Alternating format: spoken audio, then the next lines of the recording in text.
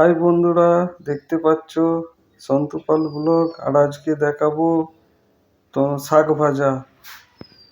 এই হচ্ছে আমাদের বাগান, দেখো জমির ধারে গাছ। এটা হচ্ছে পেঁপে গাছ। এই দেখো পেঁপে গাছে এই যে কলা গাছ, লাল কলা গাছ দেখেছো আপনারা? যদি দেখে থাকে বলবে। এই দেখো লাল কলা দেখেছো? কলাটা কালো কালো লাগছে, দেখো লাল কলা, কলাটা কালো কালো লাগছে।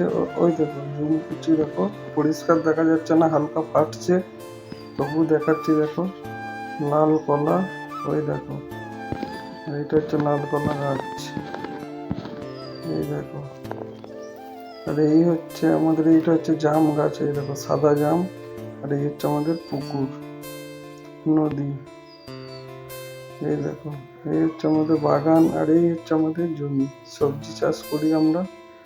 এখানে আছে বাঁধাকপি, এই যে মেথি শাক, মেথি শাক তুলছি। দেখো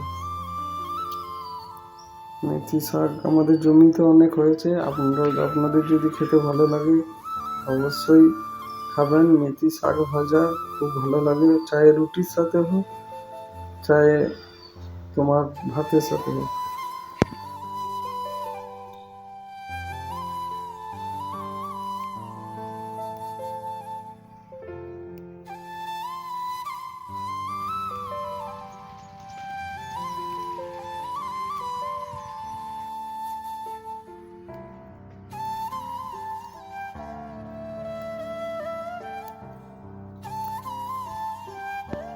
এই যে আমাদের শাক তোলা এখন কমপ্লিট, আমরা যাব বাড়ি।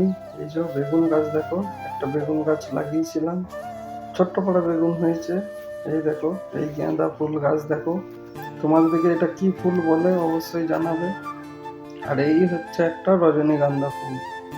বন্ধুরা, তোমরা যদি রজনীগন্ধা ফুল দেখে থাকো অবশ্যই চিনবেন, যারা যারা দেখেছেন তারা অবশ্যই চিনবেন। এই দেখুন রজনীগন্ধা, এটা হচ্ছে ফুলের কুড়িটা, আর এটা হচ্ছে গাছ। এই দেখুন এটা হচ্ছে ফুলের কড়িটা হয়েছে, এবার ফুলটা ফুটবে, দু একদিনের মধ্যেই ফুটবে। আপনারা যদি দেখতে চান কমেন্ট করে বলবেন, আমি দেখাবো এই ফুল ফুটলে কেমন হয়।